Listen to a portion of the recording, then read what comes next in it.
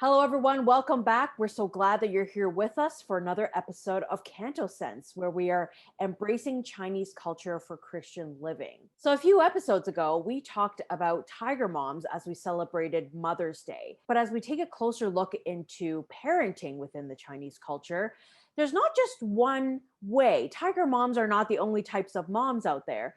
There's also something called helicopter parenting. The credible internet defines it as someone who pays extremely close attention to a child's experiences and problems, particularly in their academics.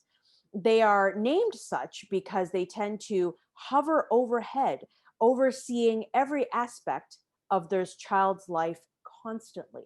Adding on to your definition, helicopter parenting is also where parents are overly protective of the child, especially if it's a son, so as not to hurt their feelings and not work them too hard, like no need to do chores at home. And as a result of that, kids are spoiled and rude and not resilient. I read here in Singapore, this young man was going onto national service camp and he had his family domestic helper carry his knapsack for him. I thought it was ironic because here he is heading to a place and a time where he's going to learn resilience, physical discipline, and mental discipline. But at the same time, he's not able to carry his own bag. For me, that's such a visual depiction of Asian helicopter parenting. Something that's so prevalent in this part of the world and within our Chinese cultural roots. And so we're glad to have an expert join us and give us greater insight. We are thrilled to have Dr. Eliza Lian with us today. She is a dear friend, but also a trained psychologist, part of a group practice.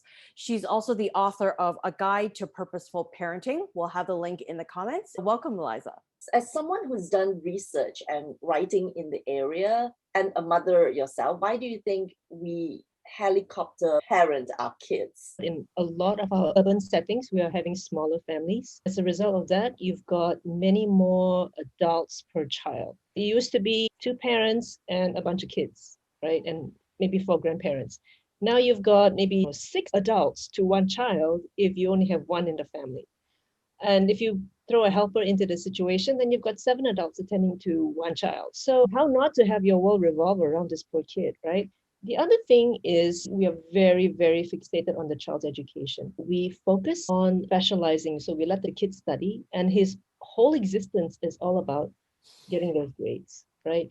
So then he's spared the housework, he's spared anything else that might possibly distract him from being focused on his work. They don't do anything else. They don't have to lift a finger around the house. We spare them that, and then they become very one-dimensional as a result. In Taiwan, they came up with this term, strawberry generation, where, young people, they get, like strawberries, they get bruised very easily, so you have to be very delicate with them, and you spare them from any pain and suffering. But in the biblical worldview, pain and suffering is not necessarily something that you want to avoid. Obviously, sin has caused pain and suffering in this world, and we don't go looking for it. But at the same time, when it happens, we don't avoid it and we embrace it with God's help. So when we are tempted to parent our children in such a way where we spare them from pain and suffering, what would be the consequence of that? It weakens them significantly. It teaches them to be irresponsible because they don't have to think about the other things that go into their own planning, managing their own lives. We give them the illusion that life should be comfortable and life will not inconvenience you. And this completely contradicts our scriptures. Jesus was not spared anything. He went to the full extent of paying for us. It also weakens their faith because then they don't expect to suffer. They don't expect to have hardships. And they have a hard time with the idea that there is suffering in this world. Whereas I think we need to help them understand that, yeah, this is part of the fallen life. Post-fall, this is nature. This is our being. So dealing with hardship is just part of discipling, helping them understand that God is there with us and for us through all of this. I don't think we're teaching them the full gospel, the full reality when we spare them hardship. As a parent myself, on one hand, I don't want to see my son unhappy, and obviously pain and suffering makes him unhappy. Do you have any tips for parents who are listening in, those who are tempted to parent their children this way?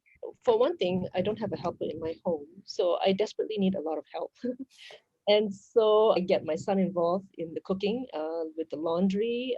His father gets him to help to wash the washroom, and so I think he's learning a lot of life skills. I don't want him to be so dependent on other people that he cannot help himself. He needs to know that he can contribute, that he has a role in the family, and his role is to be proactive, to help with chores, to see what needs to be done, to help keep the plants alive. Is his way of contributing to helps him to be much more well-rounded. The important thing is to get him to think about others, that others need help and others need his support. He's just one part of this whole big picture. He's not the center of our universe.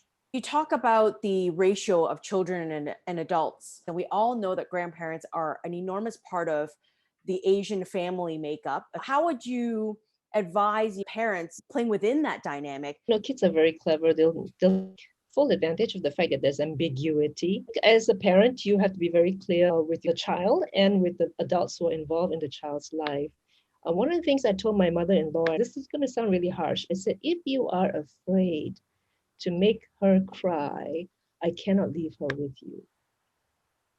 Because yes, the grandparent wants to have a good relationship with the child, and so the grandparent may not want to discipline the child, but discipline is necessary. I kind of spelled it out to her, and I also clarified with my child, grandparents have this role with you. Don't think you can get away with things. They will also enforce. They know that I have given them permission to discipline you as necessary.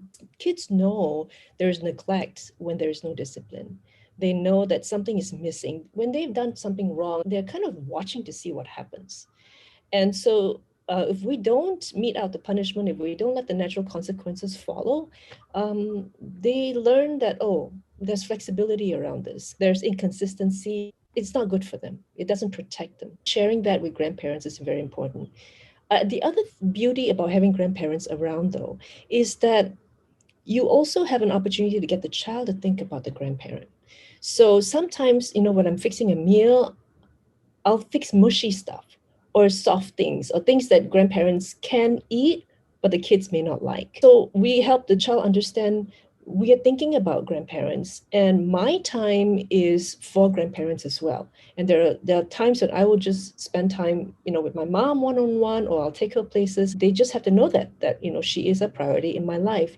So I think we need to help them understand that there are other people in our lives, and that expands their world. It also helps them know that they can be considerate of other people, and they can notice the dependency in older and aging adults. And that's part of their growing up. Sometimes we hear younger parents who complain about their parents being around and being in their lives. But grandparents have a role. And if they play their roles right, I think it's actually very healthy and very good to have grandparents in the lives of our children as they're growing up. In my book, I write about the fact that we do raise our children in the context of a village. That village is really important because that village exists to reinforce certain values. That village exists to help the child understand how faith is lived out in different ways. Our faith is challenged when we see how other people incorporate their faith into their lives, into their decisions that they make. Aging is a very difficult thing. As our kids watch their grandparents age, there's no way to get around the issue of suffering and hardship. And helping them understand that weakness and dependency may not be such a bad thing, in the sense that God is calling us to participate in the lives of others, that we are there to support others, and we're there as interdependent people and to be caregivers. So I think little people can know that they have a huge role to play with the aging population, and just the questions that they ask, the interest that they show. My mom is far away from me now, and every time I bring the phone to where my son is, she just lights up because she can still recognize him. She just has a total different expression on her face altogether. And she'll ask my son about what's going on, what's he doing. He's usually on the screen listening to his music. That connection and her recognizing him and still knowing his name, that's big for her. It's just helping the kid know that, wow, this little bit means a lot. Well, it's teaching him compassion and patience and gentleness with people who are not as strong as he is. And far away as my daughter is, she's in the US, and Hmm. my mom is in Malaysia. She calls back to her grandparents every now and then. And oh, wow, the dialogues that they have, and then the photos that she takes with them, they're just so different when they're around her. You know, our grandparents are very different around grandchildren. Well, thank you, Dr. Eliza. That was such a refreshing reminder, especially in the Chinese context. The takeaway for us, we should not be chasing after pain and suffering, but should it happen, and when it happens, we should not be afraid to allow our children to go through that, because it is part of life. It is part of the broken and sinful world that we find ourselves in, and our children will need to learn how to be resilient, how to be independent, and to trust God. We hope that this has been insightful for you. Join us again for the next episode of CantoSense. Bye.